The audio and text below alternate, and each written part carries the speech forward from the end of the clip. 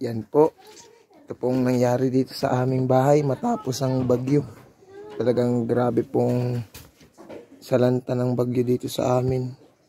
Napakadami pong basurang pumunta dito sa loob ng bahay. Puro putik po. Halos po lahat ng mga gamit na ubos dahil sa baha. Ito Dominic, ugasan mo nga mga ito. Kuha tubig ito. Ayun. Puro putik na. Ito po ang mga kalat dito sa amin. Sa sobrang lakas po ng bagyo at baha, dito tumaboy ang mga basura. Pinasok po ang aming mga bahay ng mga banlik at mga iba't ibang basura. Pati po mga Dorabox, ubos, pati po yung ibang damit na wala po dyan. Mga basa na po. Ayan. Mga pingganan din po, bagsakan.